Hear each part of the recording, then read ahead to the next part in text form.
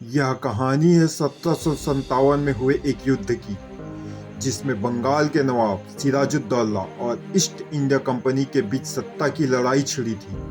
यह सिर्फ एक युद्ध नहीं था, बल्कि भारत की स्वतंत्रता और विश्वासघात की पहली बड़ी परीक्षा थी। नवाब सिराजुद्दौला अपने दरबार में ईस्ट इंडिया कंपनी की बढ़ती ताकत से चिंतित नजर आते हैं।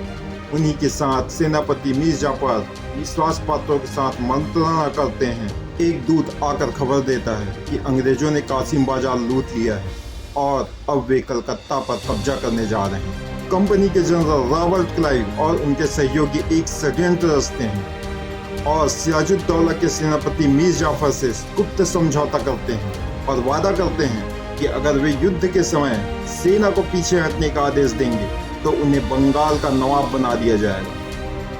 23 जून 1757 प्लासी का मैदान। सिराजुद्दौला की सेना तैयार खड़ी थी। एक तरफ उनके योद्धा, दूसरी तरफ अंग्रेजों की छोटी लेकिन संगठित सेना थी।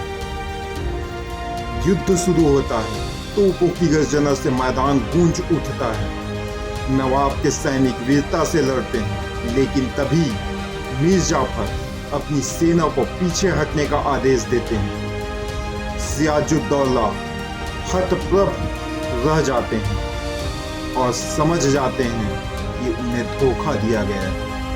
युद्ध में सिराजुद्दौला की हार होती है। वह अपने घोड़े पर सवार होकर भागते हैं, लेकिन विश्वासघातियों द्वारा पकड़ लिए जाते हैं और कुछ ही दिनों में उनकी बेरहमी से हत्या कर दी जाती है। इस युद्ध के परिणाम ने भारत की तकदीर बदल दी।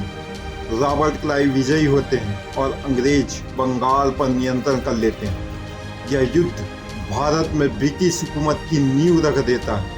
एक वृद्ध सेनानी अपने युवा सैनिक से कहता है, आज हमने सिर्फ एक युद्ध नहीं हारा, हमने आने वाले वर्षों के लिए भारत की स्वतंत्रता खो दी। इस तरह प्लासी का युद्ध अंग्रेजों के लिए आने वाले वर्षों में उनका भविष्य निर्धारण करता है।